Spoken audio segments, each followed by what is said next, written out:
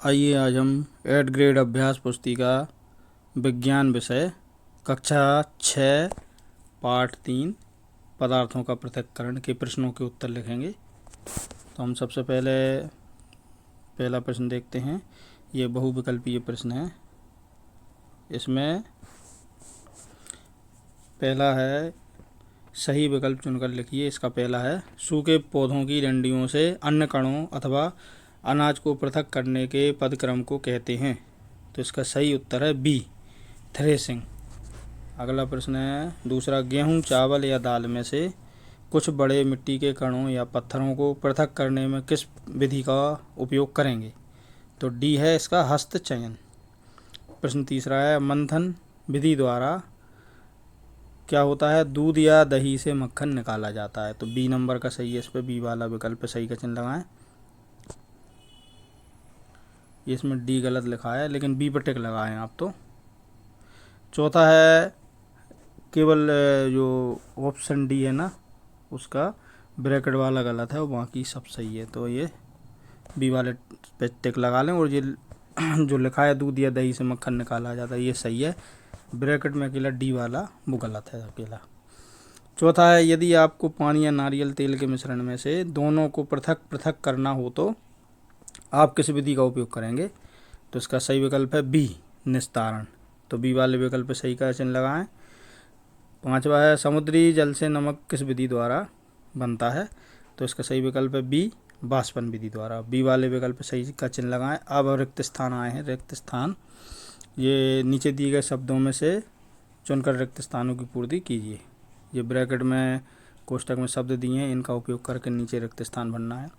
ये देखिए आप, रिक्त स्थान सारे भरे हुए हैं। पहला है, जल को उसके बाष्प में परिवर्तन करने की प्रक्रिया बाष्पन कहलाती है। पहले में बाष्प भर लें खाली स्थान में। दूसरा है, पंकिल जल को थोड़ी देर के लिए छोड़ दिया जाए तो भारी अशुद्धियाँ तली में बैठ जाएंगी। तो इसमें दूसरे में तली भर लें खाली स्थान में। तीसरा है, बाष्पन विधि द्वारा समुद्री जल से नमक बनाया जाता है। तीसरे के खाली स्थान में नमक लिख लें। चौथा है, संघनन की प्रक्रिया में जल वाष्प ठंडी होकर जल में बदल जाती है। तो चौथे के खाली स्थान में ठंडी लिख लें। पांचवा है, घरों में पनीर बनाने के लिए निस्यंदन विधि का उपयोग किया जाता है। पांचवे में निस्यंदन भर लें। अब अति लघु उत्तरीय प्रश्न आ गए हैं ये। तो ये देखिए ध्यान से। प्रश्न क्रमांक 2 है, पहेली से के बाजार से सामान लेकर लौटते समय अचानक उसके सामान का थैला फट जाने से उसका सभी सामान आपस में मिल जाता है। अब बताइए कि पहेली क्या करेगी। उत्तर है, पहेली अपने सामान को एकत्रित करके एक नई थैली में व्यवस्थित रूप से रखेगी और देखेगी कि कोई वस्तु छूट तो नहीं गई। अगला है तीसरा, पंकिल जल से स्वच्छ जल किस प्रकार प्राप्त किया जा सकता है, समझाइए। उत्तर है, पंकिल जल से स्वच्छ जल आस्वादन, निस्तारण तथा निस्यंदन विधि द्वारा प्राप्त किया जाता है।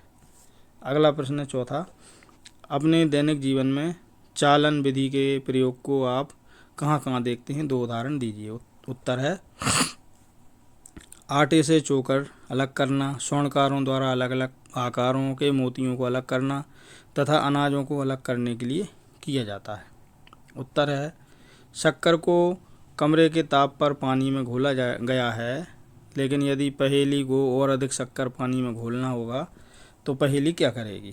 तो इसका उत्तर है, शक्कर को और अधिक घोलने के लिए पहले मिश्रण को गर्म करेगी। पहेली मिश्रण को गर्म करेगी। प्रश्न क्रमांक 6, मक्खन को कौन सी विधि द्वारा निकाला जाता है, चित्र द्वारा समझाइए। तो ये देखिए, मक्खन को मंथन विधि द्वारा निकाला जाता है। और ये देखिए 2 चित्र हैं।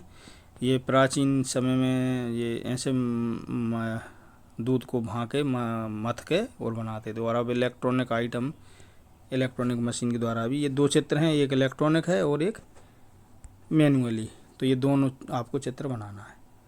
अगला प्रश्न, ये लघु उत्तरीय प्रश्न है। प्रश्न क्रमांक 7 है, समुद्री जल से नमक किस प्रकार प्राप्त किया जाता है, समझाइए। उत्तर है, नमक के जल से भरे बीकर को गर्म करके समुद्र जल से नमक प्राप्त किया जाता है। इस विधि में पानी बाष्प बनकर उड़ जाता है और नमक बच जाता है। अगला प्रश्न है 8वां, धातु की प्लेट एवं केतली की सहायता से वाष्पन संघनन की प्रक्रिया को चित्र सहित समझाइए। तो ये देखिए, जल वाष्प के जल में बदलने की क्रिया संघनन कहलाती है।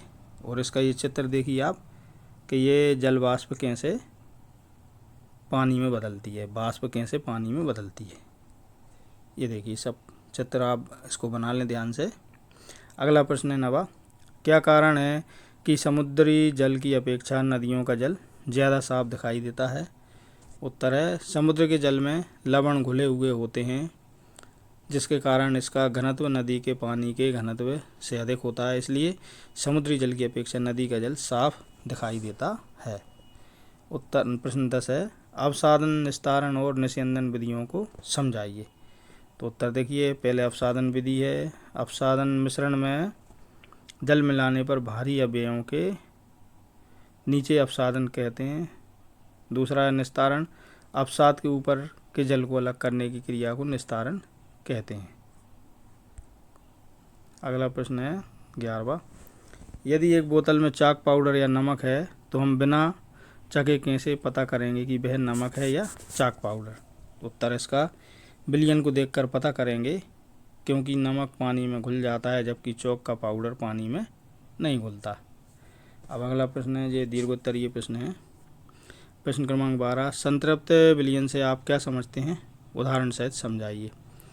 उत्तर है, यह विलयन वह विलयन जिसमें विलेय पदार्थ की ओर अधिक मात्रा नहीं घोली जा सकती संतृप्त विलयन कहलाता है। उदाहरण, पानी में नमक का संतृप्त विलयन तथा पानी में चीनी का संतृप्त विलयन।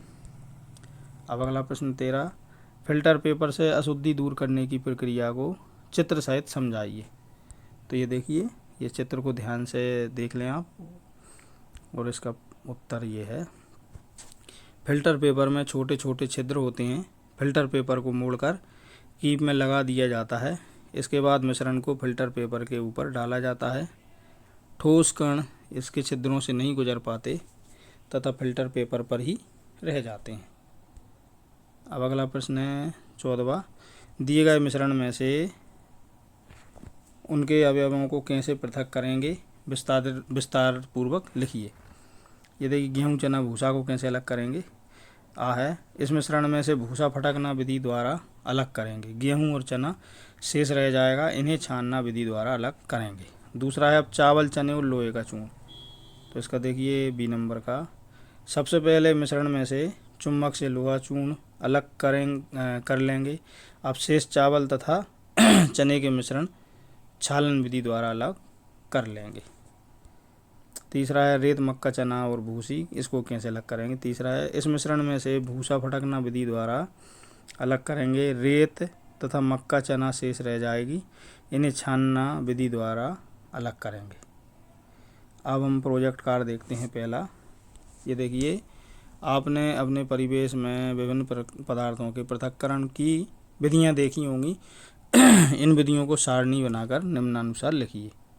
ये देखिए, पृथक्करण की विधि, एक तरफ हम लिखेंगे पृथक्करण की विधि का नाम और एक तरफ लिखेंगे पृथक किए जाने वाले पदार्थ। तो देखिए, पृथक्करण की विधि का नाम है हस्तचयन, और पृथक किए गए पदार्थ चावल और कंकड़। फिर दूसरा है निष्पादन, गेहूँ और भूसा। तीसरा है चालन, आटा और चोकर। चौथा है अपसादन, चना और पत्तियाँ। तीसरा है निस्तारण, पानी और तेल। और निस्यंदन, चाय और पत्ती। अब अगला प्रोजेक्ट है दूसरा, प्रोजेक्ट कार्ड 2, आप निम्न मिश्रण को कैसे पृथक करेंगे? आपके दैनिक जीवन के अवलोकन के आधार पर अन्य उदाहरण लिखिए। ये देखिए, मिश्रण है विधि, तेल में पानी है, इसको कैसे अलग करेंगे? तेल में से पानी को निस्तारण विधि द्वारा। शक्कर के पानी से शक्कर कैसे अलग करेंगे? वाष्पन के द्वारा। दही से मक्खन कैसे अलग करेंगे? मंथन से। चाय से चाय पत्ती, निस्यंदन। मिट्टी युक्त जल से साफ पानी, निस्पंदन। ये देखिए, इसी के साथ ये हमारा पाठ 3 यहाँ पर कंप्लीट होता है। यदि आपको हमारा ये वीडियो अच्छा लगा हो तो हमारे वीडियो को लाइक अवश्य करें, और आप अपने महत्वपूर्ण सुझाव हमें कमेंट सेक्शन में जाके अवश्य दें। इसी प्रकार के और अधिक वीडियो यदि आप देखना चाहते हैं तो हमारे चैनल को सब्सक्राइब करना ना भूलें, और अंत में बेल आइकन को भी आप प्रेस करें, ताकि आपको और अन्य जो आने वाले महत्वपूर्ण वीडियो हैं उनके नोटिफिकेशन प्राप्त हो सकें। धन्यवाद।